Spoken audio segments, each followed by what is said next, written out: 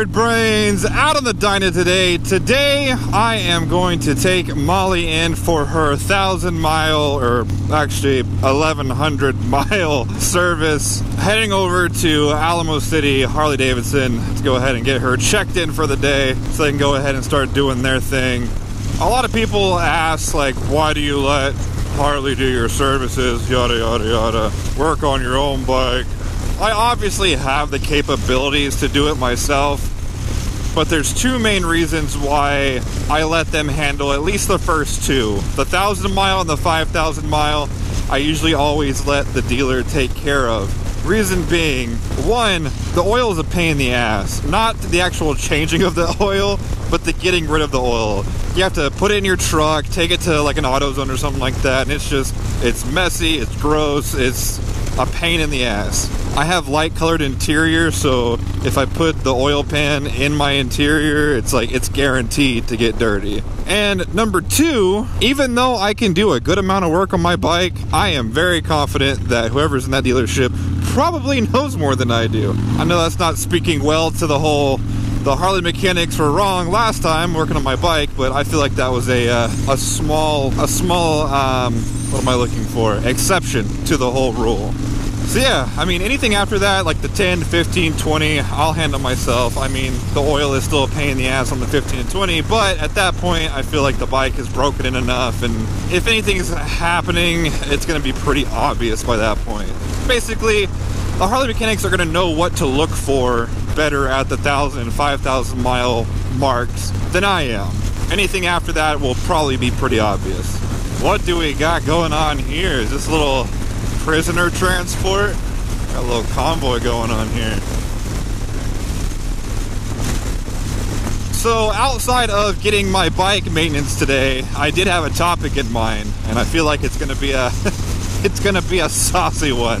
So this past Sunday is the first Sunday after Trump did the whole, like, anyone who kneels during the protest should be fired. And that, of course, anytime you tell someone not to do something, that's just gonna make them want to do it more. You have the biggest showcase of the protests that we've seen so far. Even one dude in baseball. It's like, congratulations, you got news to baseball.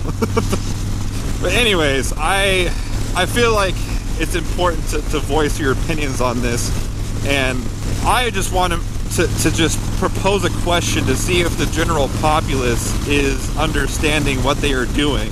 So this is kind of the whole, I don't know what you would call it, kind of like the guerrilla warfare of mainstream media and social media. It's basically the same thing that I relate to is the whole Jake Paul controversy. If you don't know who Jake Paul is, congratulations, you're doing something right. But essentially, he's just a big YouTube star that gets famous by being an asshole, and every time he's an asshole, people call him out for being an asshole, not realizing that when they call him an asshole, all it does is give him more publicity and more followers, and that equals more money and more chances to be an asshole. I feel like with this whole kneeling protest thing, we're doing the exact same thing as a whole. So first off, let me preface this by saying that I always stand for the national anthem. I was taught to respect the military. I back my veterans 110%. Hey, Camaro, you want to get the fuck off my ass? Jesus. But at the same time, one, although yes, it is incredibly disrespectful to kneel during the protest, they're not breaking any laws. I mean, at least I don't think they are. I don't think it's against the law to, I don't know. Let me fact check myself real quick.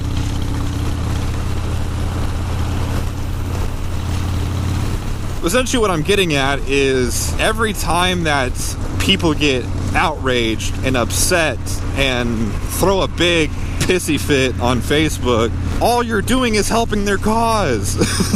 The more you talk about it, the more power you are giving them. If you just leave it alone and let them act like they're some type of social justice warriors, it will just fade away.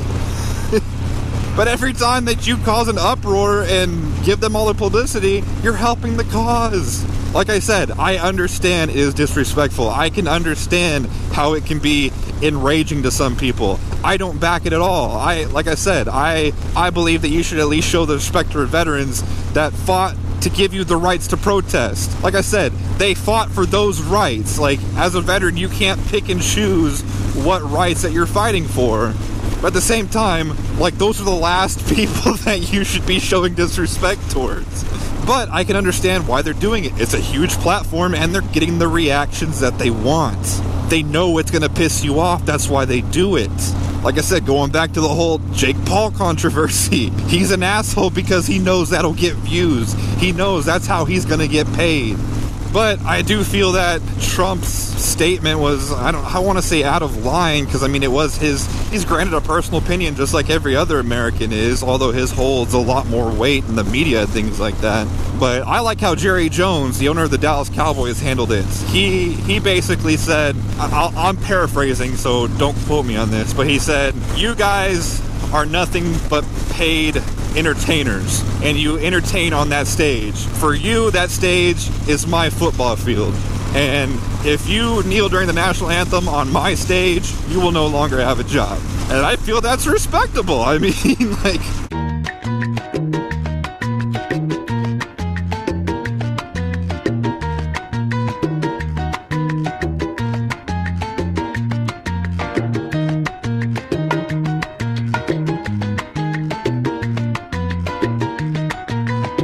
I don't think it's any different than my boss saying, like, hey, if I see you on TV, like, protesting with Antifa, like, I can fire you. I don't think that's any different. They're paid employees. Granted, they are entitled to their opinions, but they also represent a larger organization, that being the team and the National Football League. Now, if I was an owner, I would say don't do it on TV.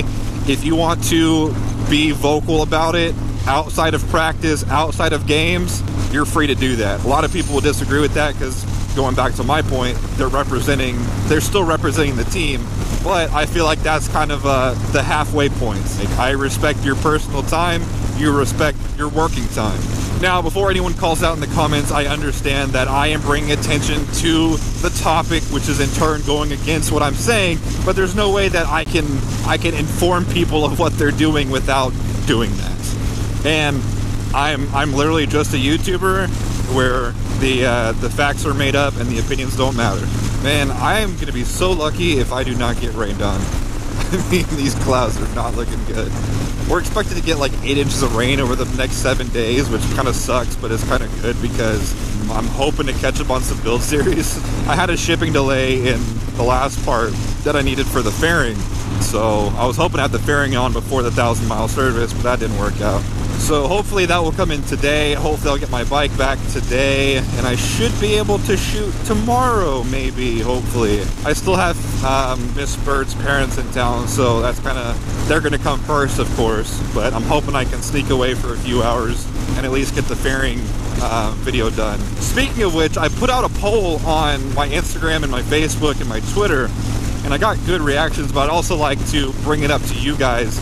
Regarding the build series only, would you rather have longer episodes with a longer wait? Say, for example, a 20 to 25 minute episode, but you wait 3 to 5 weeks in between those episodes? Or would you rather have a shorter episode, probably around the 10 to 15 minute mark, but get to see them every 2 weeks or so? The reason I ask that is because I'm kind of torn. Because me as a person, just me as a human being, the longer episodes work better for me because it takes a long time to set up the camera, set up the lighting, edit the videos, things like that. But in every other aspect, as far as the sponsorship stats, the views, the searchability of the videos, everything else on top of that, more beneficial for the shorter videos, the 10 to 15 minutes. Of course, that's going to kind of increase my workload on getting the videos set up and editing and things like that, but it's not going to be exponentially more. So I was curious if I shorten the videos down to 10-15 minutes, is that going to be a deal breaker?